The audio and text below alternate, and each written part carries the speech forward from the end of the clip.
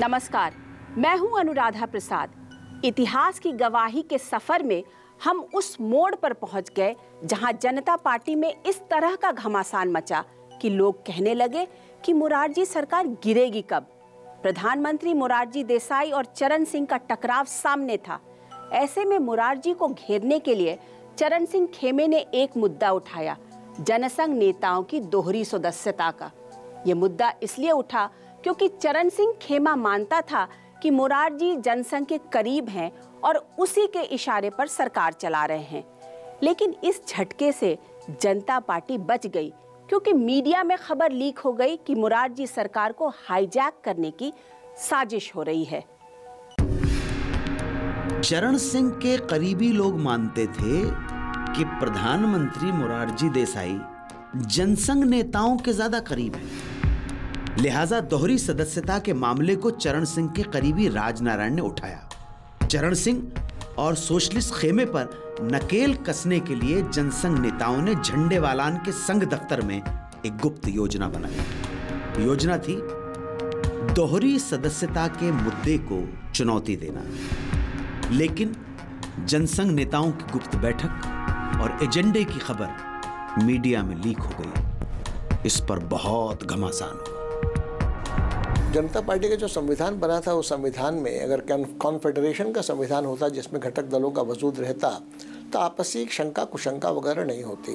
जब जनता पार्टी की सदस्यता चल पड़ी और पदाधिकारी बनने चुनाव की बात आ गई तो कई लोगों को लगा कि जनसंघ के लोग संघ के व्यापक संगठन के कारण पूरी जनता पार्टी पर कब्जा जमा लेंगे, ऐसा खतरा है। तो दोहरी सदस्यता मतलब ये सब सखा भी लगा रहा था और जनता पार्टी का मेंबर भी।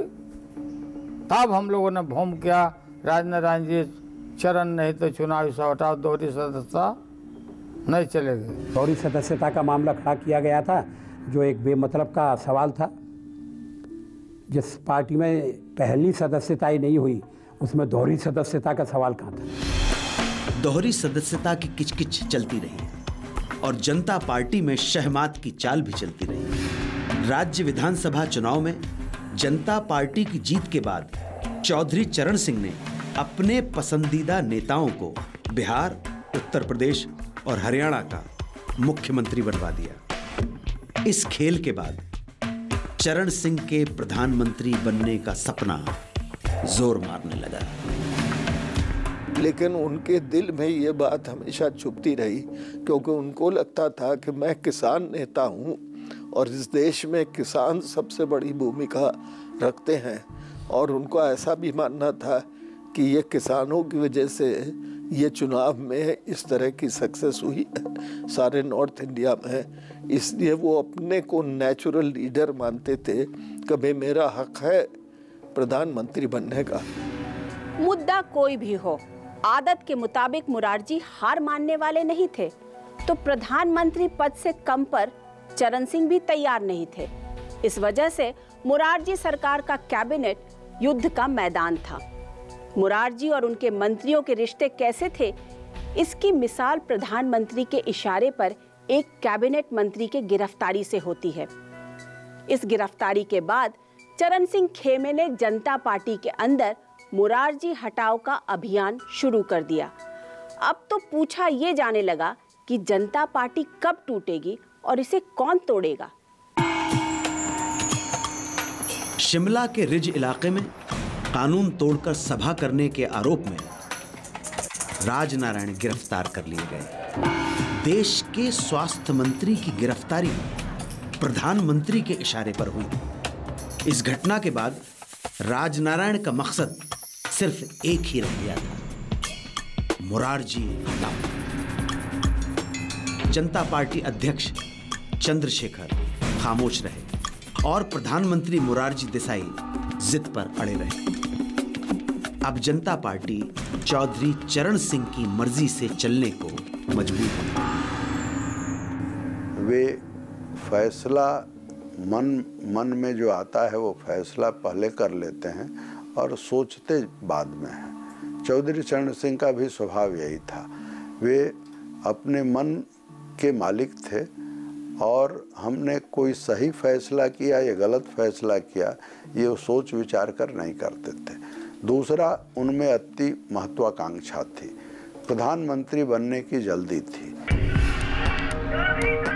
20 दिसंबर को दिल्ली के रामलीला मैदान में चरण सिंह के 75वें जन्मदिन के मौके पर एक बहुत बड़ी किसान रैली हुई। रैली के दौरान इंदिरा और संजय गांधी की तरफ से चरण सिंह को फूलों का गुलदस्ता भेजा गया। ये गुलदस्ता मंच तक पहुंचा और सभा में सार्वजनिक घोषणा भी हुई। इंदिरा ने चरण सिंह से दोस्ती की कोशिश संजय गांधी को बचाने के लिए की थी। उसको लेकर के श्रीमती इंदिरा गांधी ने, उनकी इच्छा भी रही होगी जनता पार्टी का विघटन हो जाए, चौधरी चरण सिंह को समर्थन किया, लेकिन श्रीमती गांधी को असफलता भी हाथ लगी और निराशा भी हाथ लगी जब चौधरी चरण सिंह जी ने किस्सा कुर्सी का केस में श्री संजय गांधी के जो विरुद्ध चल रहे मुकदमे थे उसमें वकील और उन्होंने सरकारी वकील बदलने से मना कर दिया। चरण सिंह खेमे ने मुरारजी के बेटे कांति भाई देसाई को भी निशाने पर ले लिया। प्रधानमंत्री कार्यालय में कांति भाई देसाई की घुसपैठ और अहम फाइलों पर नजरपोशी को लेकर काफी हंगामा मचा।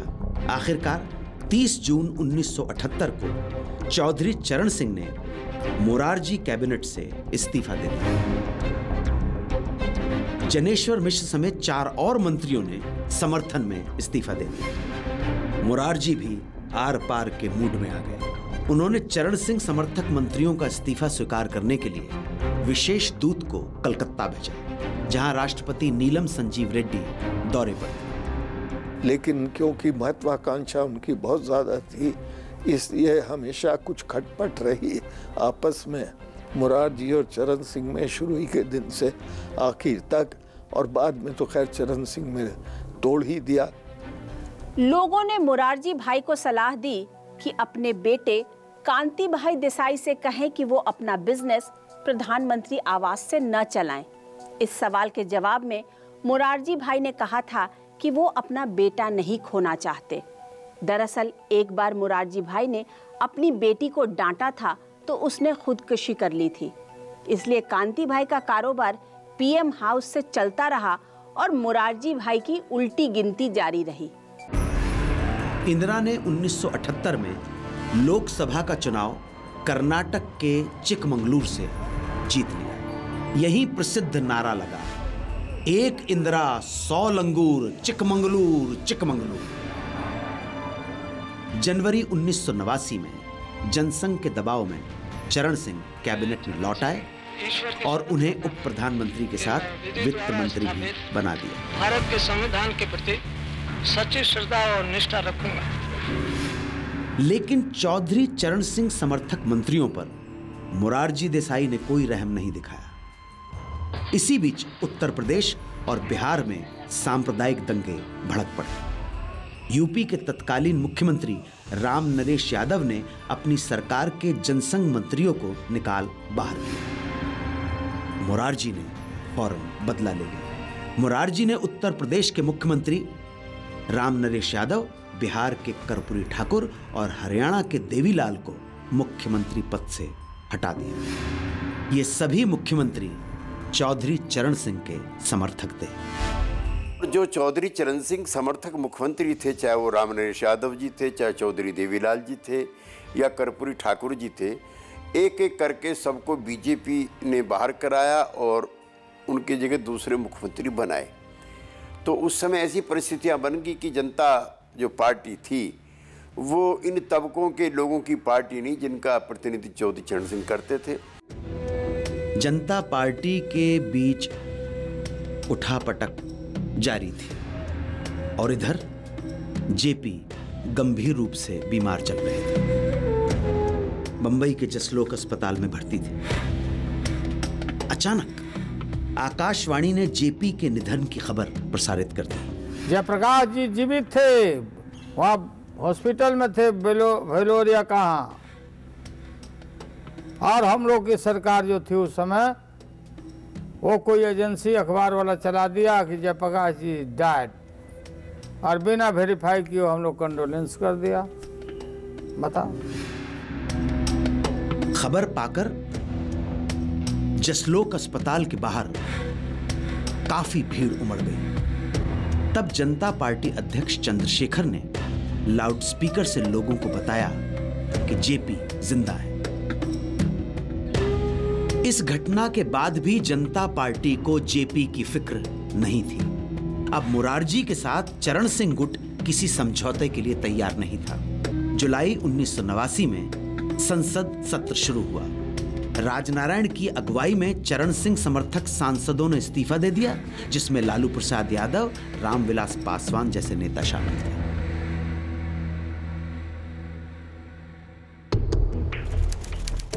जुलाई 1989 में मुरारजी सरकार के खिलाफ लोकसभा में अविश्वास प्रस्ताव आया। यह अविश्वास प्रस्ताव इंदिरा कांग्रेस से अलग हुए गुट ने पेश किया था।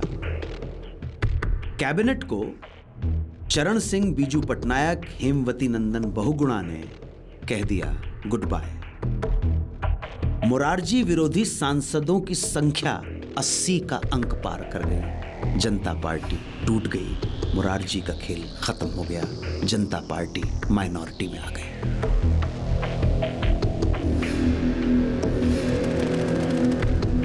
The various laws enacted against the judiciary, against the press, all were scrapped. And after that work was over, nothing remained to bind the parties together. And then the normal power politics got into operation. एक घटना जो राजनीति में नैतिकता का सबक भी है। जनता पार्टी की सरकार के समय ही 1979 में जेपी का निधन हो गया। इंदिरा गांधी भी जेपी के अंतिम दर्शन करने पटना आई। जेपी के शव के पास जैसे ही इंदिरा गांधी पहुंची, उनकी आंखों में आंसू आ गए। वक्त बीतता गया। इंदिरा को तो जेपी याद रहे, लेकिन उनके शिष्यों ने सत्ता के खेल में कैसे किया जेपी की उम्मीदों का कत्ल, ये हम आपको बताएंगे एक ब्रेक के बाद।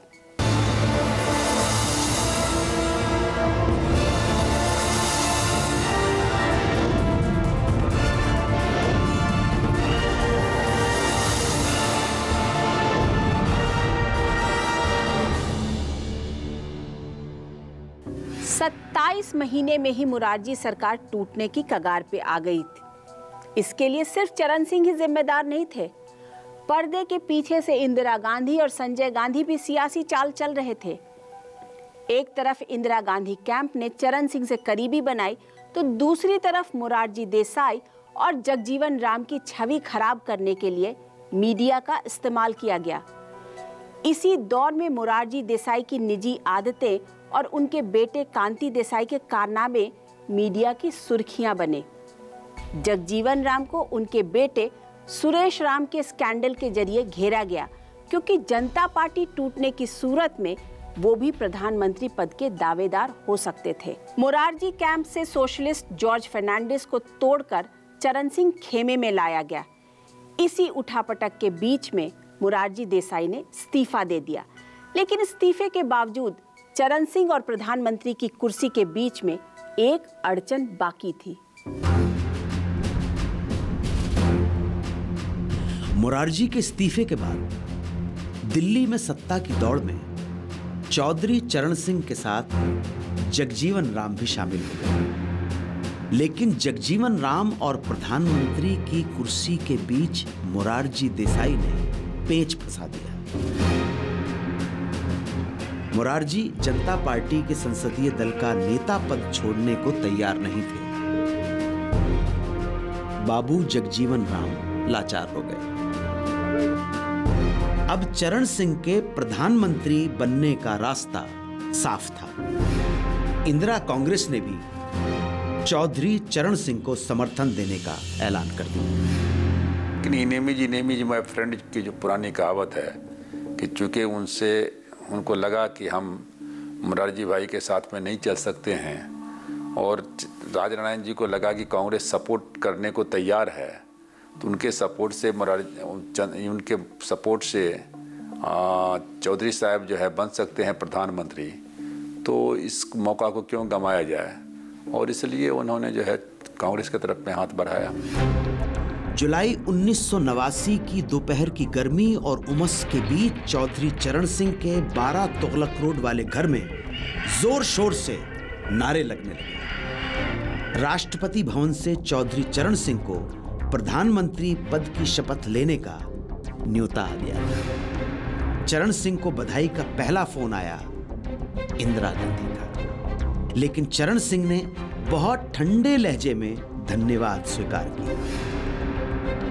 12 विलिंगटन क्रिसेंट में इंदिरा फूल मालाओं और मिठाइयों के साथ चौधरी चरण सिंह का इंतजार करती रही, लेकिन चरण सिंह नहीं गए। चौधरी साहब प्रधानमंत्री का शपथ ग्रहण के बाद वो अपने घर पर जा रहे थे, 12 तुगलक रोड जा रहे थे, तो इंदिरा जी इंतजार कर रही थी, लेकिन इंदिरा जी के यहाँ नहीं गए, ये सीधे 12 तुगलक रोड आ गए। तो वो भी एक कारण था कांग्रेस को नाराज़गी होने का कि हमारे बल पर इन्होंने सरकार बनाई है और इतना भी कटसी नहीं हुआ कि हमारे यहाँ आवे। इंदिरा के विश्वस्त जब चरण सिंह के घर गए तो उन्हें बताया गया कि चौधरी साहब बहुत थके हुए हैं। चरण सिंह के सर्द रवैये से उनकी सरकार पर प्रश्न लग गया। बिना संसद का सामना किए चरण सिंह ने इस्तीफा दे दिया। चरण सिंह का इस्तीफा इसलिए आया क्योंकि वो कांग्रेस की चाल समझ गए। जनता पार्टी टूटने के बाद पलटी मारने वाले जॉर्ज फर्नांडिस ने भी खेमा बदलकर चरण सिंह को झटका दे दिया। जनसंघ पहले से ही चरण सिंह के विरोध में था। संघ के इशारे पर जनसंघ को लग चुका था कि जनता पार्टी का भविष्य धुंधला है। 1979 में ही सभी विरोधियों के साथ मिलाकर सरकार चलाने का प्रयोग नाकाम हो गया। ऐसे प्रयोग आगे भी हुए, सरकारें भी बनी, लेकिन किसी ने इतिहास से सबक लेने की कोशिश नहीं की। इतिहास सबको रौंदते हुए आगे बढ़ गया और जनता की उम्मीदों के साथ बने बेमेल गठबंधनों के खंडहरों को पीछे छोड़ गया।